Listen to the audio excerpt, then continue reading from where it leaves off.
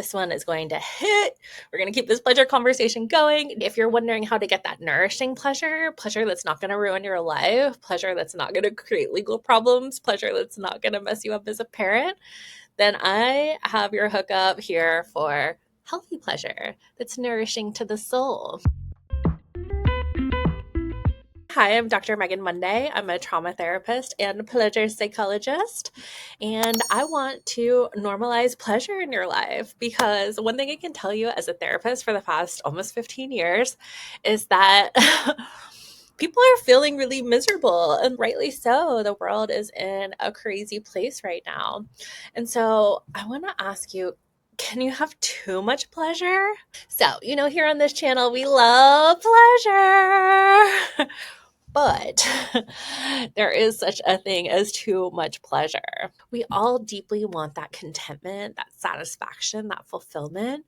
And yet we can often feel kind of dry, kind of like crispy, kind of like I just want to numb out by eating more nut thins.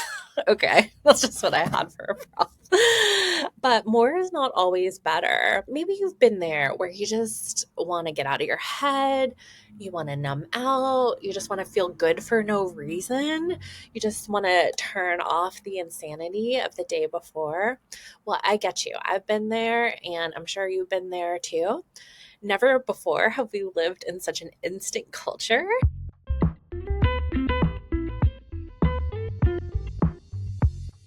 What I'm advocating for is deep, nourishing pleasure, not just dopamine driven distraction. Okay. That can serve a purpose. And I often tell my clients we want to have easy pleasure, like scrolling on our phone or eating a chip, right? But then we want to have pleasure that takes more effort. So maybe going to the gym, or maybe like saving money, or something that takes some effort before we get the pleasure reward. So with dopamine theory, it is interesting. When you do the hard thing, you get the dopamine burst after. So for example, I was in my HIIT workout, the first workout after spring break. And so, mama be struggling, right? This kind of thing. And so what I felt after the workout was done was it's sort of like I always lay there at the end of the workout, just sort of a shavasana of sorts, even though it's not a yoga class, just to give myself that, I've worked my body so hard and now I'm going to relax. So this video today, we're going to talk about how to resist some of the negative urges to use. I've worked with a lot of clients overcoming addictions, and in this day and age, I think it's more common than not. And so it's really important to learn how to resist the negative urges of pleasure, right? Because with dopamine, like I said, when you work out, then you get the reward of feeling better. But when we do an easy thing like scrolling the phone, and maybe like online shopping. Look at my daughter's googly eyes she put on my phone. This was our spring break craftivity. We Google-eyed a lot of different things. But I digress here. We're going to learn how to resist urges. We're going to learn how to stop our negative thoughts, because that's what most people are using escapist pleasure from. It's getting away from those negative internal voices. And those things can be hard to shut off, okay? I'm often telling my clients, like, don't think about it. But that inhibitory don't think about it is actually a skill, and it's a practice. And most of us are not very good at it. It's sort of like the equivalent of a kid tuning you out, or like a partner tuning you out. But in this case, we want to tune our own and negative voices out. So a great way to do that is distraction, the stop skill. We're going to go over that. And then we're going to reality shift, because hello, that's how we get results, to condition you for deeper, longer satisfaction. For any of you human design nerds, I'm a generator. Tell me down below if you know what your human design profile is. If not, I do human design sessions. Come hit me up. I'd love to dig into your human design profile. But anyway, human design, I'm a generator. So my toxic emotion is frustration, and my positive emotion is satisfaction. And I remember finding out and being like, where's all the satisfaction? I feel like I don't feel a lot of satisfaction in my life, even though I've been an overachiever and successful by society standards. And so what I came to learn is we got to cultivate this satisfaction. So first off, let's do a pop quiz.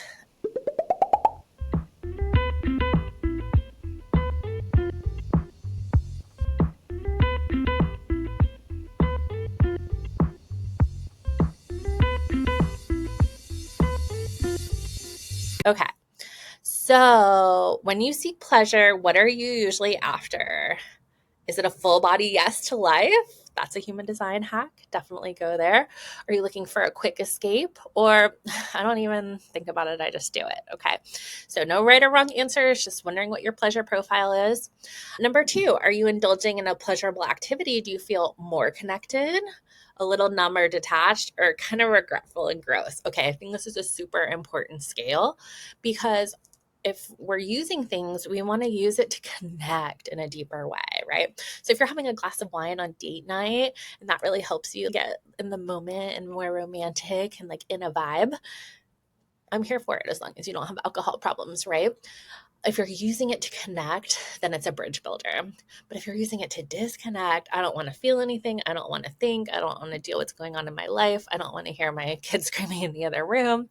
Then that's where it's more problematic and we're using it as a numbing.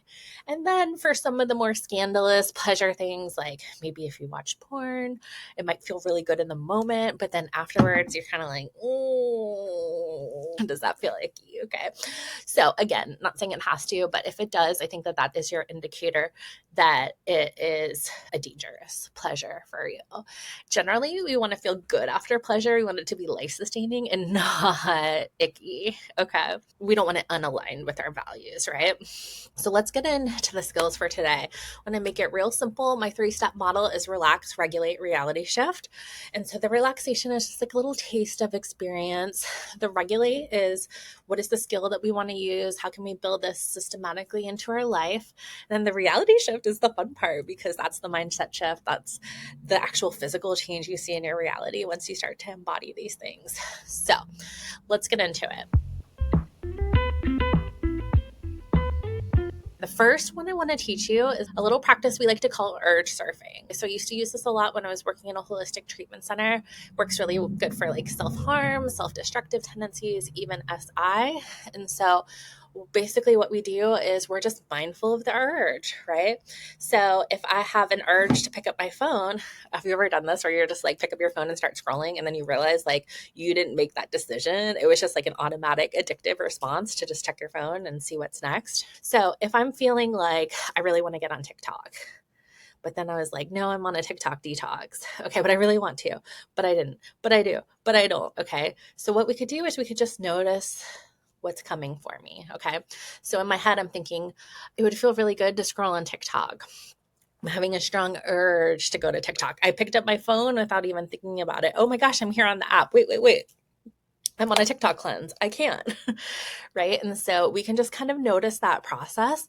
We don't need to get judgmental about it. We don't want to beat ourselves up about it.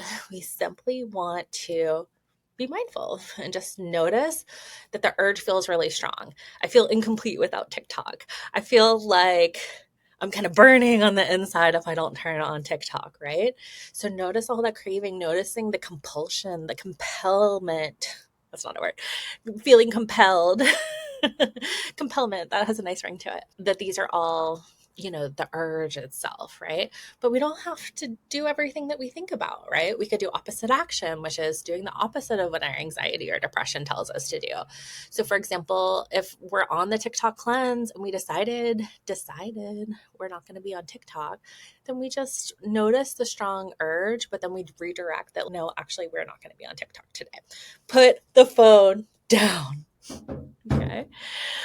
Again, as I said before, part of why we want to numb with unhealthy pleasure is we want to get out of our bodies a lot of times. We want to get out of our heads. We're overthinking.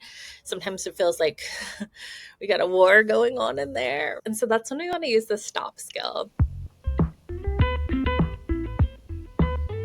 These skills are all from DBT, which is Dialectical Behavior Therapy, something I talk about a lot because it's just made such a world of difference for me and my clients. So the stop skills, 4 steps. Stop. Easy to remember that one. Not so easy to do.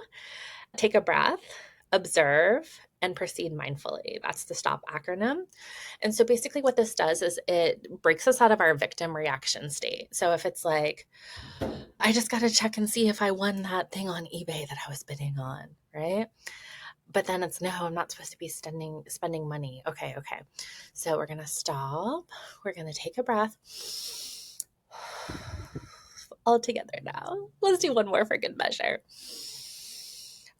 And then we're going to observe, kind of like I was doing with that urge surfing, what's going on in here. And then we're going to proceed mindfully. Okay, actually, I'm on a no buy. All right. Good thing I just watched that item and didn't purchase. So that would be the stop skill in action.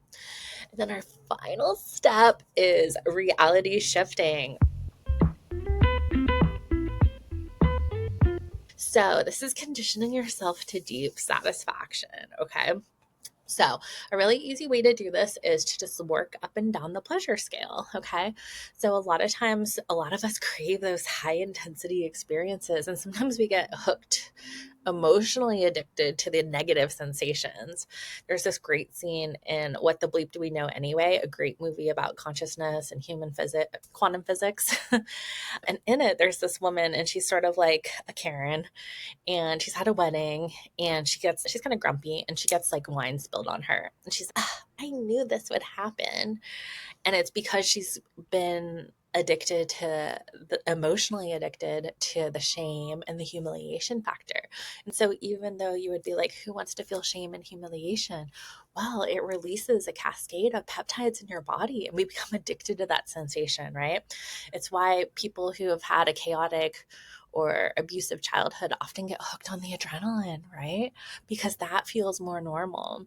When I was in the treatment program and people would start to get better, they'd be like, it's quiet in there. It's really eerie. I feel like that feels unsafer to me than if like my brain is yelling at me, right? And so we always get used to our norm, even if it's an unhealthy norm. And so when we explore the contrast, for example, we can tap into deep satisfaction on purpose just by sort of faking it until you make it. Okay, so let's just try this. I'm going to look silly in front of you. I'm going to go first, but go ahead and do it with me. Okay. So if you've got a 1, like not very satisfied, right? This was me this morning trying to get back on my spring forward schedule. I'm tired. I don't feel it. Okay, that's my 1. And then let's go to a 3. Okay. So like a 3 is, okay. And then let's do a 5. Okay. You know what? Feeling pretty good. Yeah, 5. Okay. And then let's see. Let's do a 7. Okay. Ooh, I'm starting to feel really satisfied. Ooh, I feel good. I feel like 1. I feel like expansive. Good things are happening to me. I'm so happy. Let's see if we can get a 9. Oh my God, I just got a ton of money. Ooh, did you hear that motorcycle rev? Hopefully we got a little side effect there. We're like, right? Let's rev our engines a little bit. Let's get up and, oh my God, the best thing just happened. Oh my God, I'm so happy. I'm so satisfied. I feel so good. And then let's see if we can get to a 10. Like happy dance. I don't know. Y'all don't want to see me dance, but happy dance. Imagine you just won the lottery. Oh my God. Guess what happened to me? Who won the lottery? I was so satisfied. Okay, so while I was calling those emotions in, I was kind of faking it. I was getting into my little actress mode, right? But guess what happened? I'm feeling it inside my body too. And so we usually think about having to win the lottery to feel satisfied. But what if we can feel happy for no reason?